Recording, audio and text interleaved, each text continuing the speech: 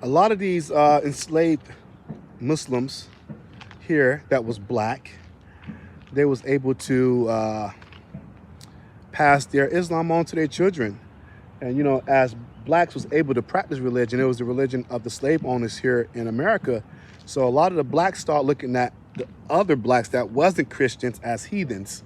So that's why the popularity of Muslims in America wasn't as popular.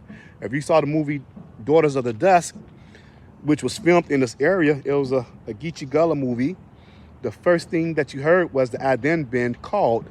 Uncle Bilal was on the beach down the street from here, calling the Adhan in that particular movie.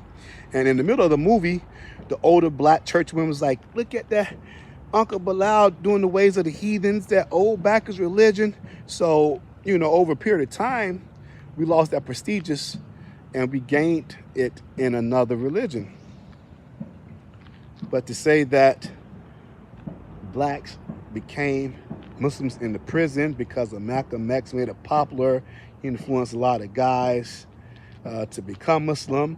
A percentage of that may be true, but we can't forget about the ancestors that was laying down the foundation for us to practice our religion here. And this is the soil that they buried in, the soil they buried in. And this is the blood, sweat, and tears that they fought for to die on. There is nothing but one God. That is what they died on, and they was ready to kill on that too. So just to give you some insight on black Muslims in America, it's evident here that a lot of things that they passed down was whether it could have been the blues, the Adhan band called for that, or whether it could be the shout ring dances, they imitating the tawaf around the Kaaba.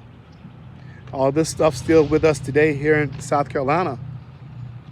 So it's just proof and evidence that Muslims came and they was black, and they wasn't part of any other movements that came later on, but it was part of a dark part of our past, but they made the best out of it. And there's evidence when you go down the coast of Georgia, there are some churches that's facing the east because Bilali Muhammad, if I'm not mistaken, a lot of his family members is not Muslim, but they Christian, but they built the churches facing the east just to recognize him as being Muslim, and that's another evidence there. And the churches have Arabic calligraphy written in them, and also when the enslaved blacks came over here, some of them was literate. They knew how to read and write Arabic, so that was an advantage for them to get themselves out of freedom, but also to be able to communicate with other enslaved blacks who knew how to read and write in Arabic, because even the non-Muslim Africans that was enslaved here, they knew how to read Arabic. Not all of them, but some of them, because they was doing trading with the black West African Muslims. So that was one system they could use to expand their trade across sub-Saharan Africa and also Northern Africa.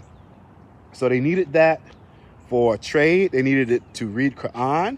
And some of these guys was hafiz of Quran, which meaning they could read the Quran or memorize Quran from the first page to the last page by memory. So if you burn all the Qurans in the world, they could write it by hand. They could write it by memory.